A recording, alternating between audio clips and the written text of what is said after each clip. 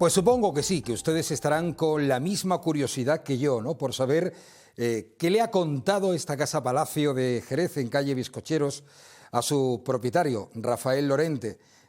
Rafael, muchas confidencias, muchos susurros, muchas ideas. Desde un principio. Al principio se negaba y me decía que la dejara tranquila, que llevaba 40 años cerrada, totalmente en ruina, y cuando yo llegaba allí con los técnicos, me decían los técnicos: pero Rafael, en esto te vas a meter, hombre. Tú sabes la ruina que es esto, la fortuna que esto te va a costar. Esto no tiene saneamiento, no tiene instalaciones.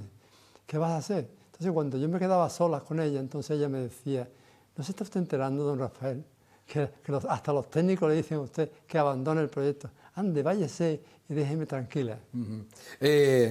Mujer. Sí, una mujer. La casa es mujer. Sí. Puede ser hombre o puede ser mujer. No, mujer. Pero en todo caso estamos hablando de una dama. Sí, una señora. Una señora, sí, antigua. Antigua, a la cual yo le puse la marquesa de Bizcocheros. La marquesa de Bizcocheros. Sí, sí. Y con ella mantenía yo estos diálogos. Es importante hablar con la casa te habla. Bueno, y fíjense que este libro es fruto de la obra de Rafael, que nos acompaña. Ayer se presentaba en el Palacio de Villapanés, haciendo una semblanza, un recorrido por estos 10 años de rehabilitación, de muchos quebraderos de cabeza. Muchos problemas, y muy gordos. Algunos casi insalvables, pero al final, debido a mi tesón, yo soy muy tesonero, pues lo iba venciendo poco a poco. Claro, pero la dama que es la casa, poco a poco iba aceptando su presencia. Hombre, y esa rehabilitación. Yo le decía: bueno, si es que en realidad yo lo que estoy haciendo con usted es beneficiándola. De ahora en adelante tendrá un espacio para usted, un sitio donde no le va a llover, se acabarán las humedades y tendrá usted una serie de servicios. Rafael, yo tengo aquí, bueno, ahí estamos viendo precisamente la presentación en el Palacio de Villapanés, y ahí tenemos la entrada de esta magnífica vivienda, de esta casa-palacio. Premio Ciudad de Jerez 2018 a la conservación patrimonial en el 2022, es decir, el año pasado, hace unos meses, recibías el primer premio de casas señoriales de Jerez, pero de todos los reconocimientos que ha recibido, hay uno que es el premio Europa Nostra. Explícame, Rafael, ¿qué es esto? Europa Nostra es una institución internacional, europea. La sede está en La Haya, en Maastricht, y esta entidad se dedica a la protección del patrimonio histórico-artístico. Que cuando se enteraron del trabajo que yo estaba haciendo, vino un señor a visitarla.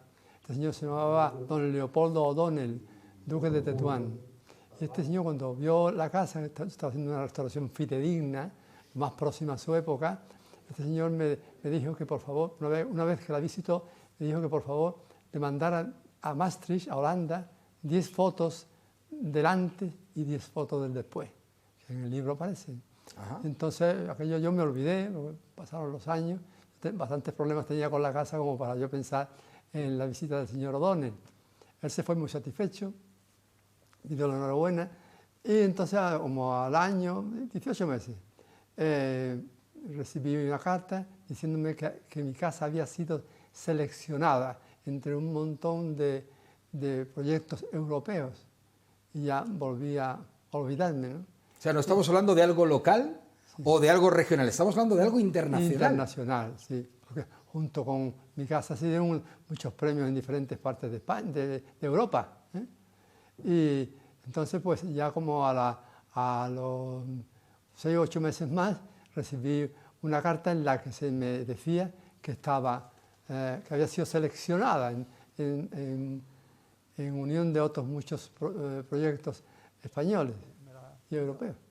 Entre los que se encontraban en España, yo había sido premiado junto con el Liceo de Barcelona, que si te acuerdas, el Liceo de Barcelona había salido ardiendo. Disculpa, Rafael, estamos viendo ahí imágenes en el monitor de cómo era el antes y cómo es el después de ese enclave, de esa casa-palacio en la calle Bizcocheros. Ahí la puedes ver, que está todo en ruinas, hay una higuera increíble, los huecos aquellos que se ven arriba son unos grandes ventanales que tenían unos ventanucos hechos porque lo habían cegado, ahí vivían por lo menos 20 vecinos.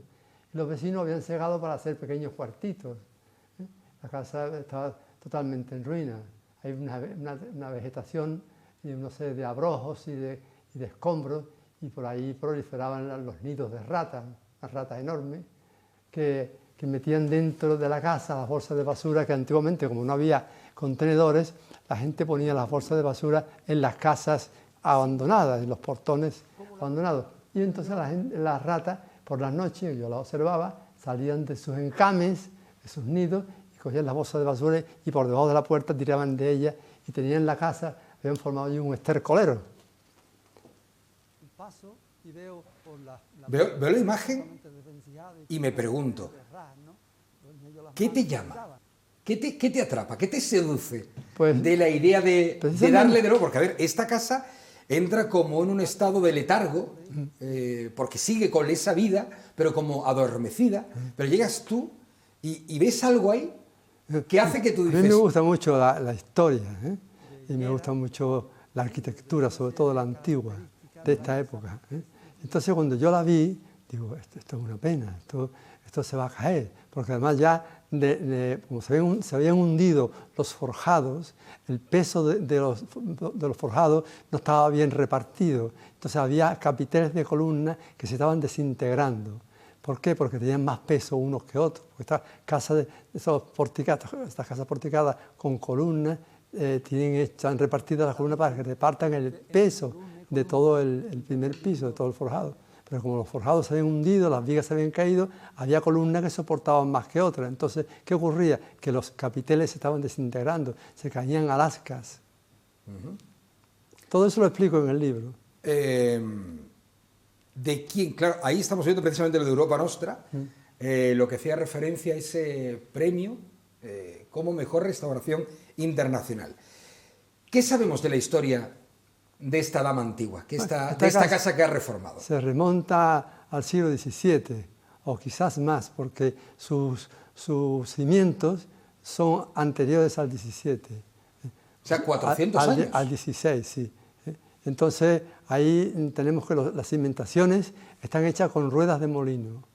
Antiguamente no había hormigón, entonces se traían de los cortijos las ruedas de molino que estaban ya malas, ya no molían, tenían trozos que le faltaban, y se traían desde los cortijos y se ponían debajo de los muros, los muros que se iban a levantar.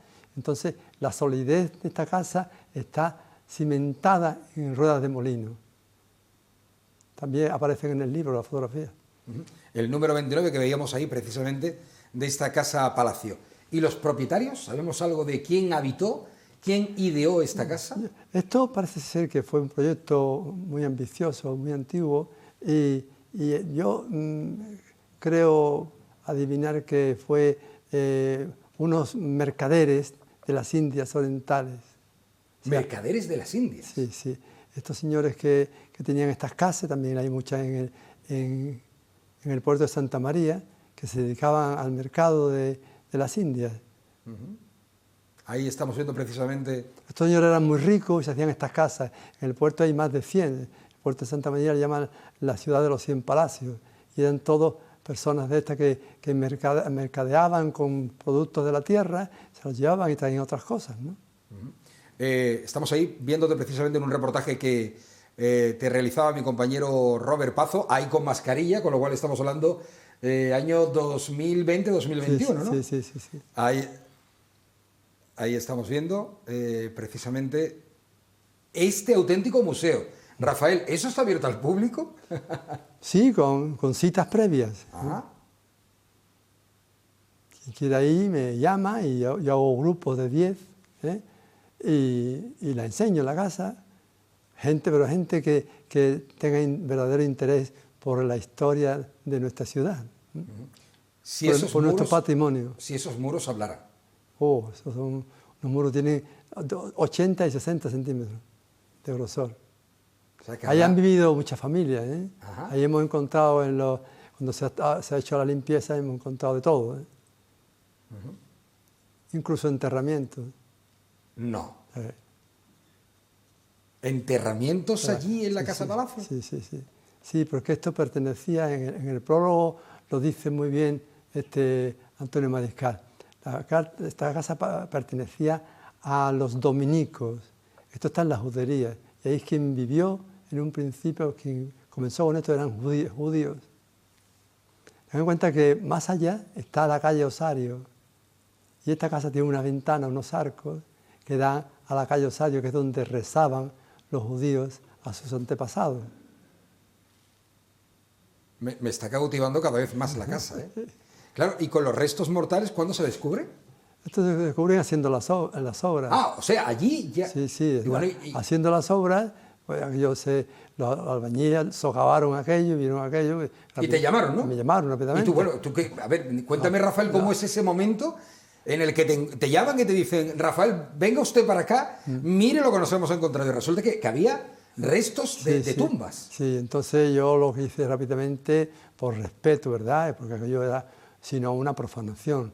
Era pues volverlo a tapar, echar una capa de hormigón y poner un mallazo.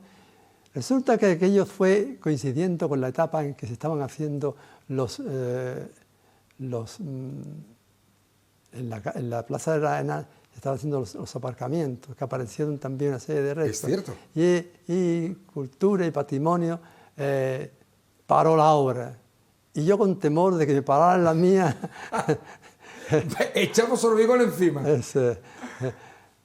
Pero ¿no te picó la curiosidad por saber de quién eran esas tumbas? Bueno, era un hombre, una mujer y una niña. ¿Qué me estás contando, Rafael? Estaban cubiertas, sí, estaban cubiertas por lebrillos. Por lebrillos. Pero escúchame, Rafael, ¿y le has echado hormigón encima a eso? Sí. Pero eso habría que haberlo dejado con una vitrina, como con una urna, ¿no? No. Y a la vista, como No, eso es mal bajío. Eso es mal bajío. Una expresión muy de aquí, mal bajío, ¿no?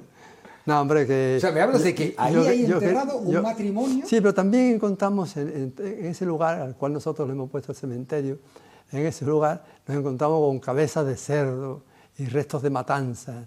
Aquello era un cúmulo de cosas, de restos. Al parecer ahí echaban los vecinos, o antes en las casas de vecinos se hacían matanzas, ahí se echaba de todo. Entonces yo, espantado de ver aquello, ¿no? Me iba a poner yo a distinguir qué huesos eran de uno y de otro, pues cuando pude, que ya se corrieron los niveles, porque eso se descubrió al correr los niveles, tuve que bajar, para ponerle un firme, y hubo que bajar la cota. Entonces, al descubrir aquello ya se corrieron los niveles, entonces yo eché la capa de hormigón. Vale, pero discúlpame, Rafael, que tengo un montón de curiosidad. Tú llegas allí, te llaman los albañiles. Los obreros te dicen, venga usted a ver esto, Rafael.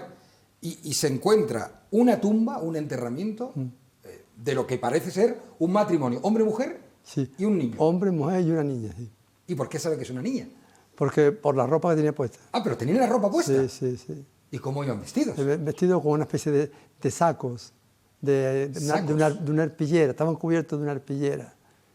Esto parece ser que pertenece a cuando en Jerez hubo las pandemias aquella del cólera, creo yo que era de esa época. Uf, que me deja sin palabras.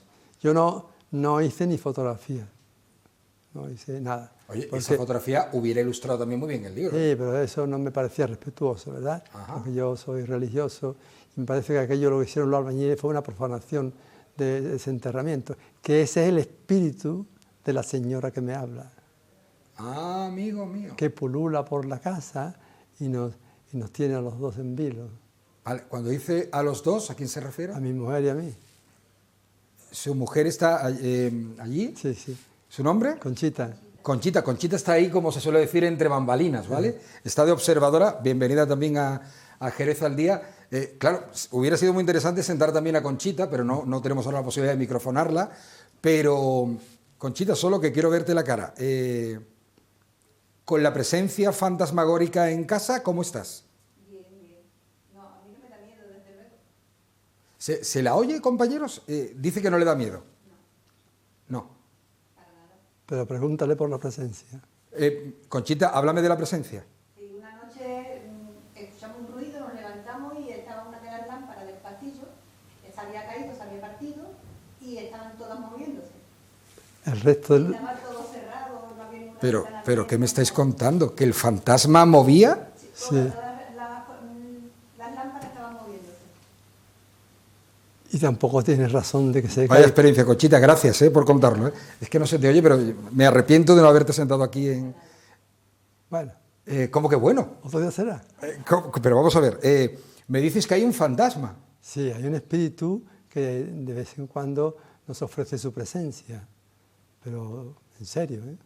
Entonces, porque allí hay puertas que se mueven, luces que se apagan y se encienden, en fin, una serie de cosas que nosotros ya estamos acostumbrados y no le tomamos importancia, pero que existe. Ujú. Pero ustedes viven allí. Vivimos allí hasta que me dijeron que tenía que llevar un cura, que allí se hiciera una misa, o sea, pedir que se hiciera una misa y que un cura fuera y bendijera la casa y echar agua bendita. Y desde entonces la presencia se hace notar, pues, pero muy de tarde en tarde. Porque cuando yo vivía solo allí, lo notaba con mucha frecuencia. Ajá. Tenemos entonces el fantasma de una mujer. Que esa es la casa, esa es la casa que hablaba su dueño, porque ella me hablaba a mí. ¿Cosas que te haya contado, Rafael? Bueno, en realidad lo que ha sido desde el principio... ¿O eran sensaciones, no? Sí, es una, ¿cómo te diría yo? Para hacerlo más gráfico, es una especie de charla telepática. Uh-huh. Ella me transmitía su disconformidad por cosas que yo hacía, y otras veces pues nunca me aprobó lo que yo hacía, sino que callaba, otorgaba. Claro, te veía muy apasionado, te veía muy vehemente, y ella decía, déjame descansar, déjame estar en mi sitio, no, le molestaban muchas y cosas. no remuevas tanto, claro, estaba removiendo. Sí, claro. Los albañiles cuando terminan una obra o cuando ya llegan a la máxima altura suelen poner una bandera de España, y cuando puse la bandera de España, la pusieron ellos, pues se mostró muy molesta, que se conoce que ella era republicana. Era republicana. Sí, se conoce. Pero cuánta información. Creo que podemos ver ahora a Conchita, mis compañeros de realización. Ahí la tenemos. Conchita, te vemos perfectamente, ¿vale? Nuestra cámara te está enfocando.